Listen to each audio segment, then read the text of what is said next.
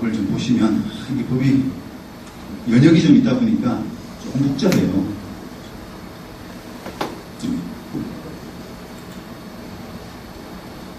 적용 범위 있어요. 적용 범위 한번 보시죠. 이런 상가 건물에 대해서 적용한다. 다만 상가 건물에 대해서 다 적용하는 것이 아니라 대통령령으로 정하는 보증금액을 초과하는 임대차에 대해서는 그러하지 아니하다. 그래서 여기 환산보증금 규정이잖아요.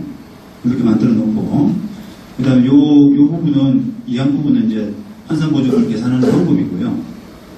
사망유기 문제인데, 1항 단서에도 불구하고, 환산보증금이 크면, 환산보증금 규모를 넘어서면, 소위 초과하면, 적용 안 한다 그랬는데, 요거에도 불구하고, 요런 부분은 적용한다라고 합니다.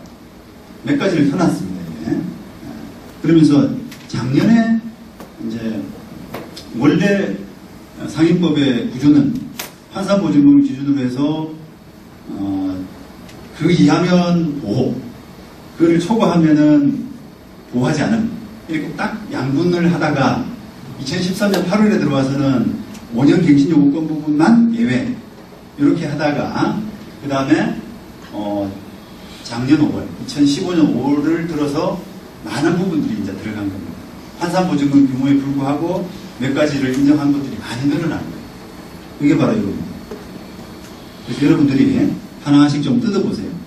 규정을 살펴보면서 이게 뭔가? 환산보증금 규모에 불구하고 인정하는 게 뭔가? 이렇게 여러분들이랑 뜯어보시라는 겁니다.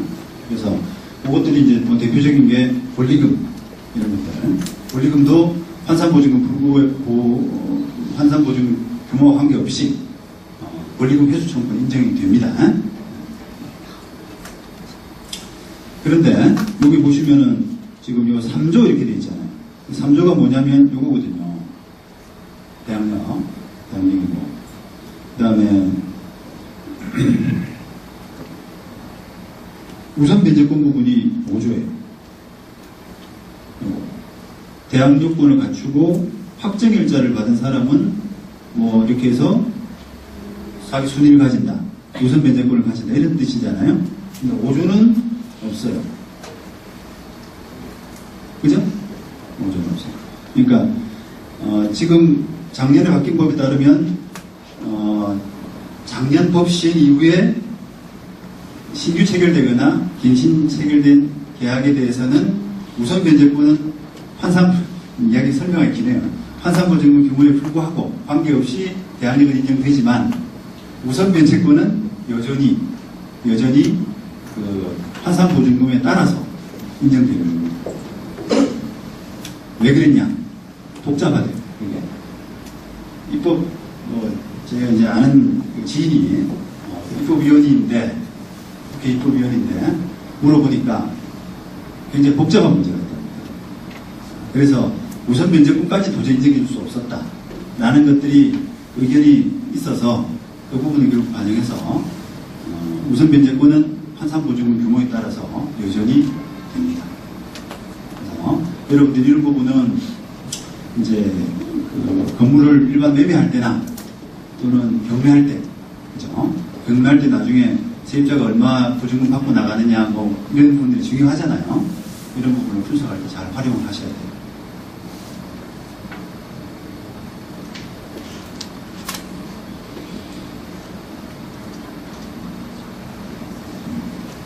혹시 뭐 여기까지 질문 있으시고 또 관련된 겁니다. 네.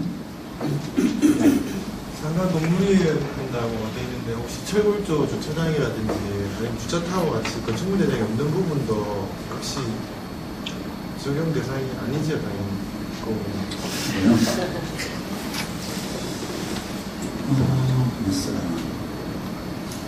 상가 건물일 것 이렇게 나와 있으니까 네.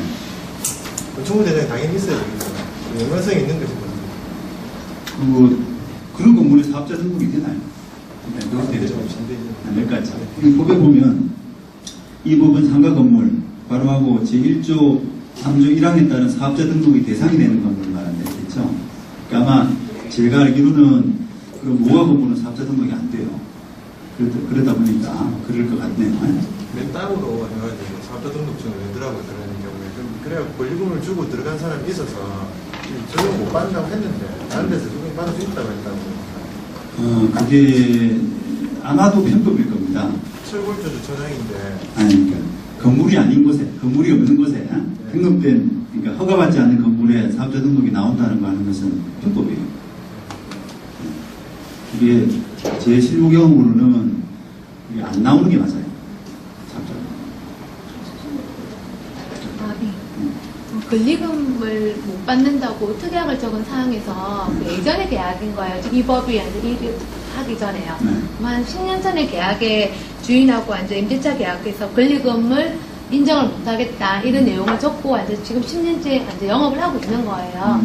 근데 법이 바뀌었잖아요. 그러면 지금 임차인한테 불리한 그 내용인데 10년 전에 내용을 인정을 이제 권리금을 받을 수 있는지. 네. 그럼 따로 계약을 따로 다시 또 적어야 되는 네, 네, 좋습니다. 그거는 지금 요 다음에 이제 권리금 부분을 바로 이어서 제가 할 생각이었으니까 그거 하고 나서 바로 그냥 답을 좀 드릴게요. 또는 그 강의하면서 그냥 바로 그 도중에 이야기하면 될 것 같고요.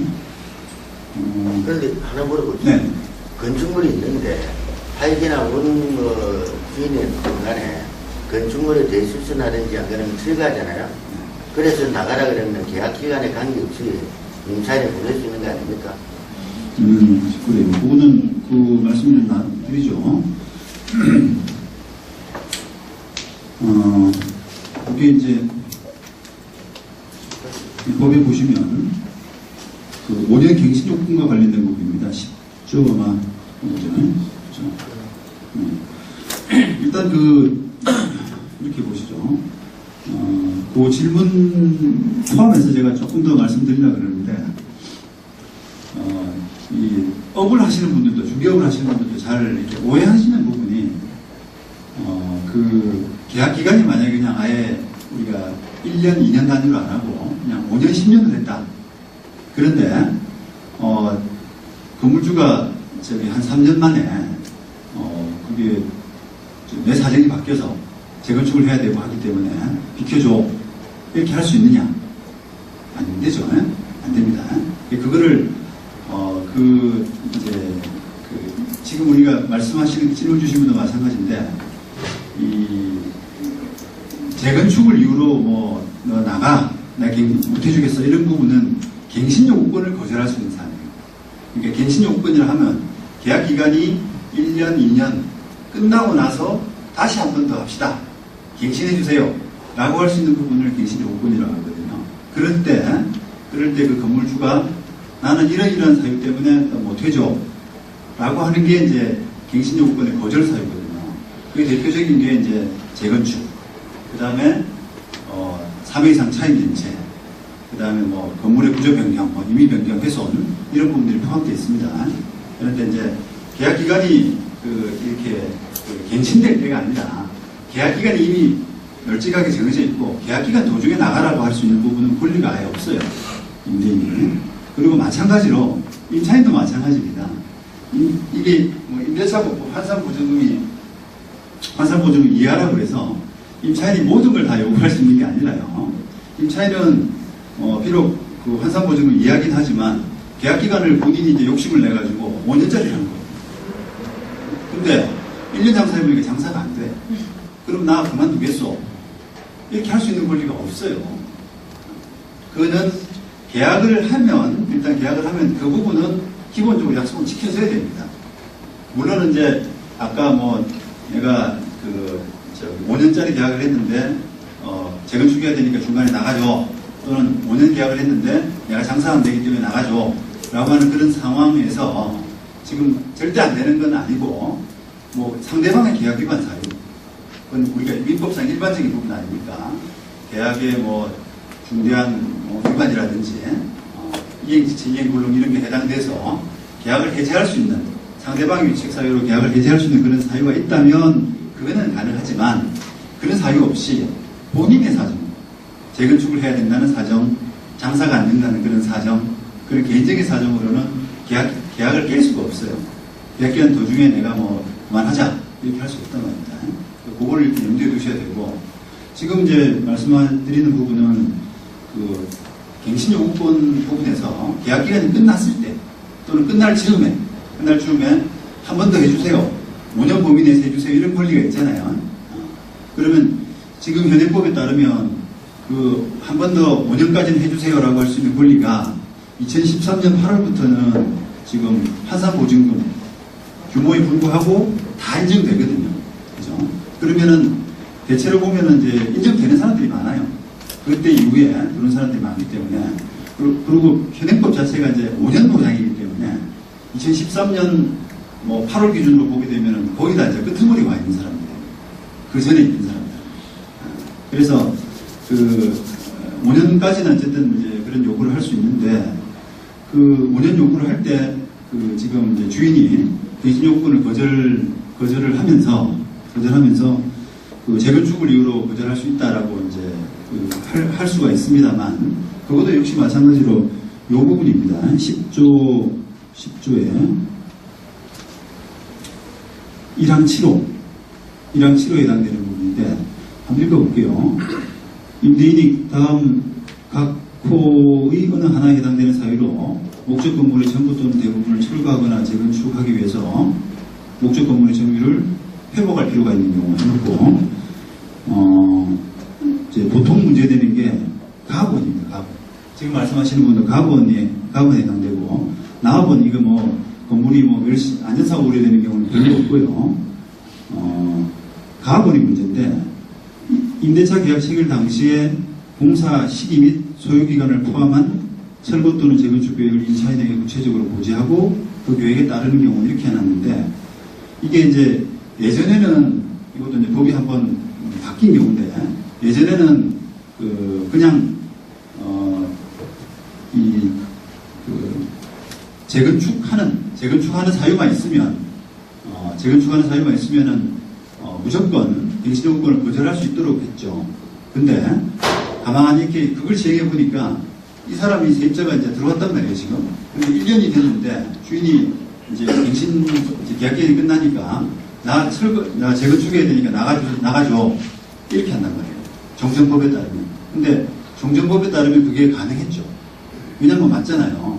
재건축할 계획이 이제 분명하고 하기 때문에 법에 맞아서 내보내긴 하는데 그 세입자는 얼마나 억울합니까?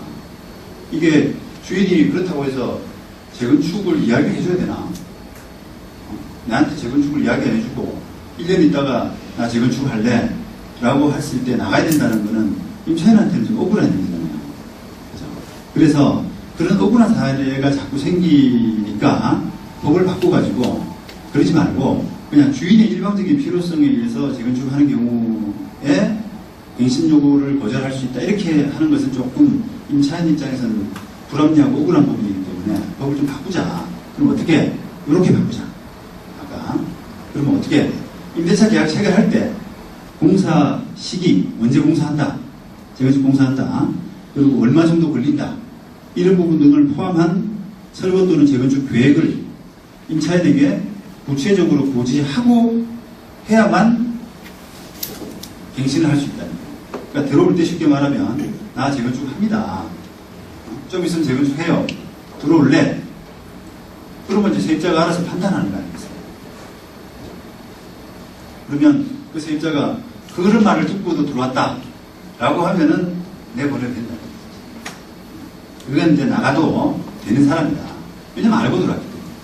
근데 그걸 이제 안 알려주고 그냥 슬쩍 집어넣어요. 재건축 계획을 잘 안 알려주고 어떤 경우에는 이제 계약서에 이 정도는 있더라고요. 재건축 계획이 있습니다. 재건축 계획이 있습니다. 이렇게 해놓는 경우도 있어요. 그러고 나서 이제 2년 있다가 갱신을 안 해주면서 또 재건축 계획이 있다고 하지 않았느냐. 이렇게 이제 한단 말이에요. 그러면 세입자가 그런 걸 알고 다 들어왔는데 그러면 이거 나가야 되지 않느냐. 이렇게 도의적으로도 그렇게 자기 위안을 삼기 위해서 어떤 법적으로 대응하고 그런 양면 차원에서 이제 그 정도를 적어두는 경우가 있는데 지금 현행법에 따르면은 안 됩니다. 이 정도. 임대차 계약 체결 당시에 공사 시기, 그 다음에 소요 기간 등을 포함해서 그런 계획을 구체적으로 고지하고 그 계획에 따르는 경우가 되어야 됩니다. 그래서 아까처럼 그냥 재건축 계획 있음 이래가지고는 갱신 요구를 거절할 수 없다는 거죠. 호수와 관련해가지고 저런 경우인데 구체적인 시기나 소요기간 뭐 구체적으로 얘기는 않고 특이하게해서 공정을 받아가지고 하는 경우는 어떻게 됩니까? 뭐 공증은 아니, 다시 해서 했을 경우는 강행규정보다 그 갱신 요구 청구권은 강행규정입니까? 그렇죠. 그러면 강행규정이 그런 특약을 맺었다 하더라도 우선시 되기 때문에 갱신 요구 청구할 수 있다라고 뭐 해석을 하더라고요. 그건 잘못하신 경우고요. 이게 이제 그런 지금 질문하신 그런 경우뿐 아니라 우리가 강행규정이 참 많이 있잖아요. 근데 강행규정을 벗어나는 내용을 그 재소선 화해로서 합의하는 경우가 많이 있거든요. 그러면 재소선 화해 효력은 그 확정된 판결과 같은 효력이 아니겠어요? 그러면 그 재소선 화해가 통과되게 되면은 그 강행법규 위반된 합의가 어떻게 되느냐라고 하면은 판결이 재소선 화해가 더 우선입니다. 그게 판례가 이미 있어요. 그러니까 강행법규 위반된 합의라고 하더라도 재소선 화해로서 합의로서 정해진 경우는 확정된 경우는 그게 따를 수밖에 없다. 그래서 그걸 이제 그런 판례가 있기 때문에 그걸 이용하기 위해서 재소선 화해를 많이 이용하죠. 왜냐하면 재소선 화해는 여러분들도 뭐 느끼신 것처럼 판사가 꼼꼼하게 보지 않거든요. 이렇게 두 사람 간에 합의가 돼서 이렇게 합의가 됐으니까 도장 찍어주세요. 이런 거하고 비슷하거든요. 그러다 보니까 판사는 슥슥슥 보는 거죠. 그냥. 이게 많아요. 사건들이 많기 때문에 슥슥슥 보고 당사자가 합의가 됐다고 하는데 비밀 안에서 안 했겠냐. 경상도 말로 그렇게 생각을 하고 그냥 슥슥슥 보고 재판 나온 사람한테 이상 없죠? 서로 이렇게 합의한 거 맞죠? 이렇게 물어보고 하고 그렇지. 그러면 이제 그 과정에서 강행법규에 위반된 합의들이 재소선화해서 통과가 됩니다. 물론 좀 꼼꼼하고 그런 판사들은 걸러내죠. 이거 강행법규 위반된 것 같은데 좀 빼시는 게 어떠냐, 또는 이게 완화하는 게 어떠냐, 이런 식으로 강행법규 위반되지 않기 위해서 조정을 하기도 하지만 상당 부분은 많이 통과가 되고요. 그래서 그런 이제 여러 가지 필요에 따라서 재소선화해를 많이 합니다. 그래서 통과되면 그렇지. 재소선 화해 그 기간 자체가 2년 있다가 당신을 비키고 나는 보증금을 해주고 딱 요거 문구 네 문구가 지켜진다는 소리니까 내 머리를 딱 하면. 보통은 이제 다른 재소선화해라는 것은 사실 법원마다 좀 저희들이 재소선화해를 아마 전국에서 제일 많이 하는 사무실일 텐데 여러 법원에서 하거든요. 지금 제가 사무실이 있는 서초동 중앙법원이 제일 많고 그 다음에 또 필요에 의해서 여러 주변 법원들에도 재소선화해를 신청을 하는 편인데 해보면 참 많이들 스타일이 많이 달라요. 그런데 중앙법원 기준을 일단 생각을 하면은 우리가 재소선화해 대부분이 말씀하신 것처럼 언제 되면 비켜준다. 그죠? 이게 대표적인 게 아닙니까? 기간 끝나면 비켜준다. 이건데 그러면 그렇게만 하면은 나중에 오해 소지가 생기잖아요. 그죠? 과연 이게 갱신요건을 허용을 하는 건가, 안 하는 건가? 그 기간이 돼가지고 집행문을 나중에 재소선화해가 집행문을 받으려고 하면은 법원이 허용을 해줘야 되는 건지 애매하기 때문에 중앙법원에서는 단서를 더 합니다. 그러니까 예를 들면 지금 재소선화해 통과시키면서 2018년 연말에 나간다. 이렇게 재소선화해를 해서 올리잖아요. 신청서를 내지 않습니까? 그러면 법원에서는 단 갱신요건을 벗어나지 않는 갱신요건은 인정된다. 상위법상의 갱신요건 인정된다. 단서를 달아줘요. 오해가 없도록 하는 거죠. 그런데 만약에 그게 안 달린 상태로 그냥 했다라고 하면 또 다른 분쟁이 씨앗이 되는 겁니다. 건물주 입장에서는 이게 갱신요건 보호를 안 하는 거다. 이렇게 해석을 해버리고 임차인 입장에서는 그건 갱신요건은 별도로 말이 없었던 거지 보호를 안 하겠다는 뜻은 아니다. 그런 거죠. 이게 이제 재소선 화해는 조선화해도 일종의 어떻게 보면 법원의 화해거든요. 법원의 화해이기 때문에 그 화해 문구를 정확하게 기재해 놓지 않으면 또 다른 결과적 불씨가 생기는데, 그 때문에 일반 재판을 통한 화해는 법원이 이제 한 건 한 건 심리를 하기 때문에 이로 인해서 발생할 수 있는 그 여러 가지 부분을 대비해서 조금 화해 조항들이 조금 촘촘합니다. 구체적인. 그런데 재소선 화해는 그게 안 돼 있어요. 도저히 할 수가 없어요. 그렇기 때문에 이제 그냥 중앙법원에서는 가장 많이 하는 그런 상위법 상가 임대차라고 하면은 기계적으로 달아줍니다. 그거는 중앙법원에서는 필히하고 있어요. 그 계약갱신 요구 저 가항에 보면 임대차 계약 체결 당시랬는데 우리가 실무적으로 보면은 계약갱신 요구권을 거절시킬 때 그 매도인과 매수인이 이렇게 이제 양수를 하고 나서 그 대항력에 있는 임차인의 계약갱신 요구권을 끊어내야 되지 않습니까? 그러면 이제 그 임대차 계약 체결 당시라는 것은 전 임대인하고 임차인이 체결하는 거고, 그러면 새로운 양수인이 그 이제 끊어내기 위해서는 이제 공사 시기나 소요 기간 등을 포함해서 계획을 임차인한테 얘기해야 되는데 그 계약을 잘 안 하지 않습니까? 임차인이 계약력이 있으면 계약할 필요가 없지 않습니까? 그래서 그게 되게 구조적으로 좀 안 맞는 것 같은데, 예, 계약력이 있다는 부분을 포함하는 것이 무슨게. 그래서 여기 구체적으로 이제 어떤 의미인지는 잘 모르겠는데요. 조금 사례를 그냥 좀 구체화시켜서 한번 이야기해 볼까요? 뭐 예를 들어서 대항력이 있는 사람이면은 그대로 하지 않습니까?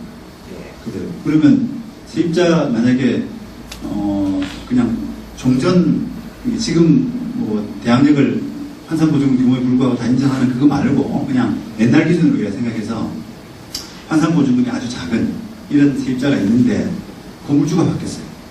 그러면 그 바뀐 건물주가 새로 계약서를 내밀면서 너 이렇게 이 부분에 사인해.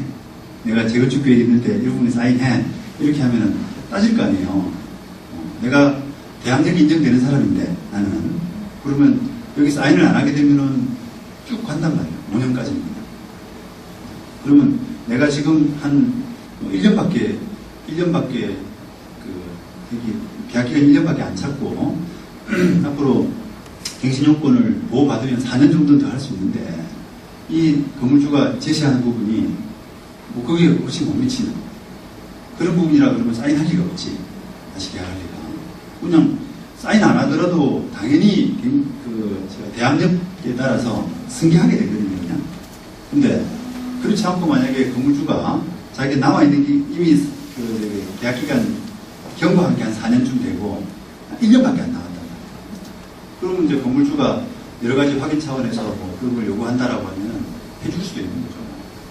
그런데 이제 이게 제가 이 부분과 관련해서 한번 연관해서 말씀드려야 될 부분이 상가 권리금 관련된 부분이거든요. 그래서 그 부분을 한번 이어서 그냥 말씀을 드리고 혹시 추가적인 부분이 있으면 다시 한번 질문해 주세요. 이게 이제 상가 권리금 부분에서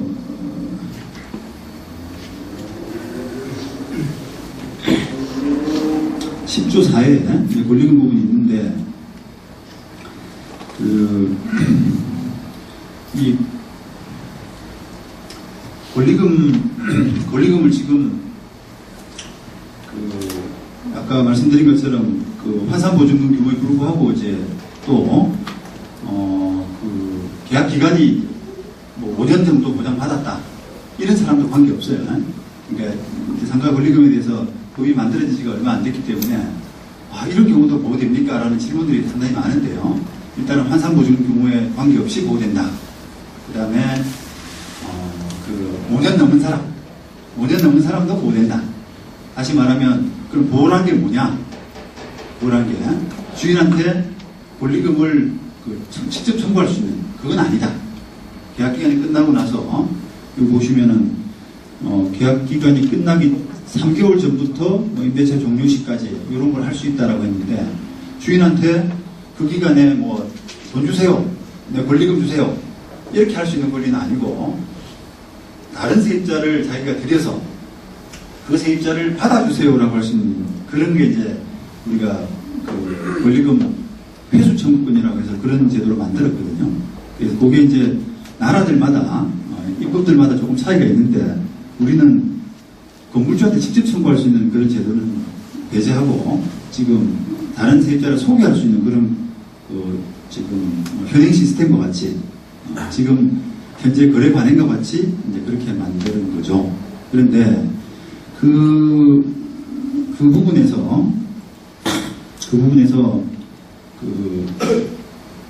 뭐 건물주가 이제 못 받아줘. 너 세입자 데리고 왔지만 나는 못 받아줘. 이렇게 하는 부분을 권리금 회수 방해라고 해서 그 부분을 일종의 약간 불법 행위로 인정을 하고 있습니다. 그래서 그런 회수 방해가 일어나면은 세입자는 건물주에 대해서 손해배상을 청구할 수 있는 손해배상 액수는 자기가 데리고 온 세입자 보증 액수와 그 다음에 감정을 해가지고 그 권리금 감정을 해서 나온 액수 중에서 작은 금액 그렇게 이제 구조를 짜놨거든요. 그런데 그 건물주가 그 권리금을 인정해주지 않을 수 있는 다시 말하면 세입자를 데리고 왔는데 너 못 받아줘 라고 할 수 있는 예외가 몇 가지가 있어요. 예외가 그 중에 대표적인 게 한 3번 정도 차에 면제했던 점. 세입자가 이제 자기 할 제일 중요한 임무죠. 월세 내야 되는 거. 월세 내는 부분을 3회 정도 못 낸 그런 경험이 있으면은 안 받아줘. 이렇게 할 수가 있고 또 두 번째는 아까 재건축 경우예요. 재건축. 그런데 이게 그 구조가 어떻게 되어 있냐면 임대인은 권리금을 지급받는 것을 방해해서는 안 된다. 그러니까 그렇게 해놓고 다만 10조 1항 각호 어느 하나에 해당되는 사유가 있는 경우는 그러하지 아니하다 이런 거 있잖아요. 그렇죠? 10조 1항 각호에 어느 사유에 해당되는 사유가 있는 경우는 이건 바로 아까 갱신요구권을 거절할 수 있는 예외 사유. 거기에 해당되는 거예요. 그럼 10조 1항 각호가 뭐냐면은 그러니까 대표적인 게 3번 차임 연체 여기 들어가는 거죠. 그러면 그 10조 1항 각호 중에서 재건축이 있단 말이에요. 그죠? 자, 그러면 나 재건축해. 쉽게 말하면 나 재건축해 라고 하는 이유로 세입자를 못 받아줘. 이렇게는 할 수 있는데 문제는 10조 1항 각호가 되던 거니까 그냥 이게 단순히 재건축해 이렇게 하는 게 아니라 너가 들어올 때 내가 다 계약 체결 당시에 이미 다 공사 시기, 소요 기간 이런 부분을 다 고지하지 않았느냐.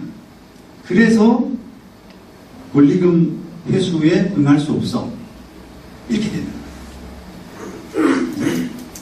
그러니까 권리금 회수를 거절할 수 있는 예외 사유를 10조 1항 각호에 해당되는 경우가 되다 보니까 그냥 나 재건축해 이것만 가지고는 안 되고 내가 너 들어올 때 다 자세히 이야기했기 때문에 너 수긍하고 들어왔기 때문에 그래서 못 받아줘. 이렇게 돼요. 자, 그러면 그 규정이 이 사람이 들어올 때부터 지금 세입자가 최근에 세입자가 들어올 때 그런 법이 이미 있었으면 건물주로서는 이제 내가 권리금을 인정해주기 어려우니까 나도 내가 써야 되고 뭐 사용 용처가 있지 않습니까? 그래서 내 필요가 있기 때문에 이런 법이 있었으면은 건물주 입장에서는 권리금 인정해주지 않기 위해서는 이 법에 따라서 내가 자세히 이야기해주면 되겠구나. 재건축이 있다. 공사기간은 얼마다. 등등을 이야기해주면은 갱신 요구도 안 받아줘도 되고 짧게 내보낼 수 있고 그 다음에 또 권리금 세입자가 데리고 오는 사람을 못 받아주는 권리금 회수에 대한 거부도 할 수 있는데 문제는 이 법이 시행이 바로 그냥 되게 만들었어요. 이 법 권리금 회수에 관한 그 시행을 이 법 시행일로부터 그냥 이 법 시행일 당시 존속하고 있는 임대차 계약부터 적용하고 있는 거였어요. 다시 말하면 법은 작년에 5월 달에 만들어졌죠. 그리고 나서 만약에 어느 세입자가 건물주한테 와가지고 나 지금 저기 다른 세입자 받아주세요 라고 했는데 건물주가 안 돼. 나 지금 재건축해야 돼. 이렇게 하는 부분이 안 되게 된단 말이에요. 법에 따라. 그럼 어떻게 그걸 하려고 그러면 어떻게 법에 따르면 어떻게 되냐? 들어올 때, 이 사람이 들어올 때 재건축 공사 시기, 소요 기간 이런 부분을 자세히 고지했어야 되게 돼 있는데 거절할 수 있는데 문제는 그 세입자 들어올 때는 법이 없었단 말이에요. 건물주가 할 수 있는 기회가 원천적으로 없었다는 거죠. 그러다 보니까 이게 조금 형평에 어긋나지 않느냐. 건물주가 이게 좀 본론 소리가 나오는 겁니다. 입법 자체는 분명히 규정상으로 보면은 그 경우에만 회수를 거부할 수 있다 이렇게 되어 있기 때문에 단순히 그냥 재건축해 이렇게는 안 된다는 거예요. 그래서 그게 조금 어떻게 해석될까 이제 조금 저도 왜냐하면 건물주 입장에 좀 억울한 부분이 있잖아요. 그래서 그렇다고 이제 법 시행 시기를 그러니까 예를 들면 그런 이제 피해를 막기 위해서는 법 시행 시기를 이 권리금 회수에 관한 부분은 이 법 시행일로부터 새로 체결된 계약부터 적용한다.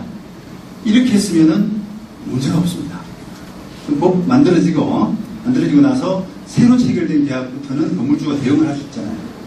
나 재건축 계획 있고 공사 기간은 언제고 이런 부분을 자세히 이야기해 주면은 회수를 거부할 수 있는 권리가 다 되거든요. 그런데 법 시행을 빨리 해버렸어요. 그게 이제 그럴 필요성이 있었죠, 사실. 그게 그렇게 시행 시기를 늦추게 되면은 세입자 난리 나는 거죠. 지금 있는 세입자 다 내보내버리고 복잡해지거든요. 그러다 보니까 법 시행은 이 법 시행 당시에 존속하고 있는 임대차부터 적용한다. 이렇게 했죠. 봅시다. 이게 어디냐면은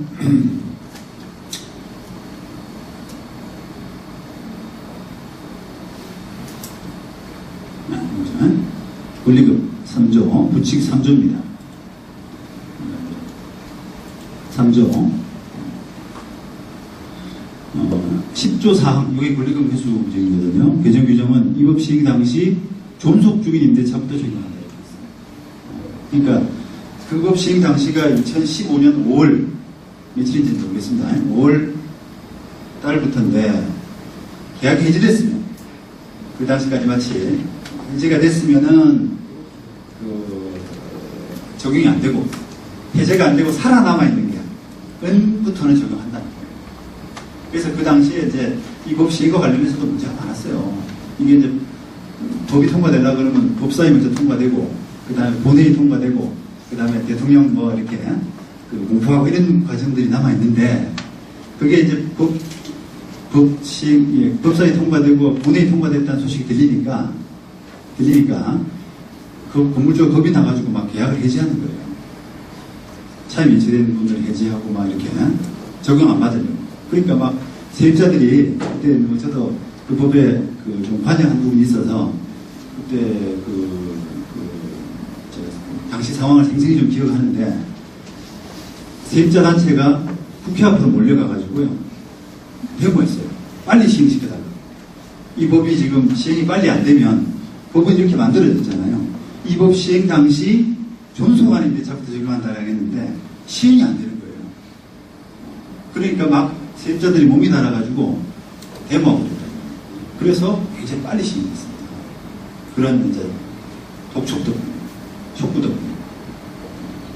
근데 어쨌든 그런 이제 우여곡절 끝에 상가 권리금 회수에 관한 부분에 회수에 관한 부분에서 재건축 부분은 조금 이제 이렇게 건물주에 대해서 억울하게 생긴 그런 결과가 나왔는데 최근에 이제 이 법이 어떻게 이제 판단이 될까? 건물주에 그런 억울한 부분이 좀 있을 수가 있는데 어떻게 판단이 될까 좀 궁금했습니다만 최근에 이제 학업심 판결 하나가 그대로 법 규정 그대로 해석했더라고요.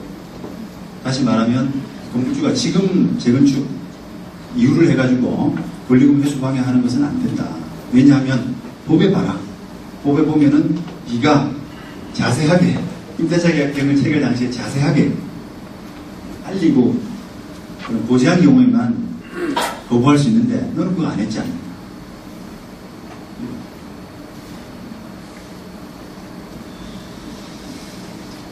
또 아까 지금 다 됐나요? 그러면? 예, 네. 됐습니다. 됐습니다. 여기 3기의 네. 인력을 3기 경우가 되게 나타났을까요? 네. 그 3기라는 게 연장해서 3기라는 연체분이 네. 예를 들어서 10일 안에 운용을 넣어야 되는데 이거 보시죠. 법 규정에 보시면 어느 정도 답이 나와 있는데 3기의 차입액에 해당하는 금액에 이르도록 차입을 연체한 사실이 있는 거예요. 그러니까 우리가 그냥 3기라고 생각하지 마세요. 세 번 연체 이런 경우가 아니라 3기의 차입액에 달하도록. 그러니까 예를 들면 월세 100이란 말이에요.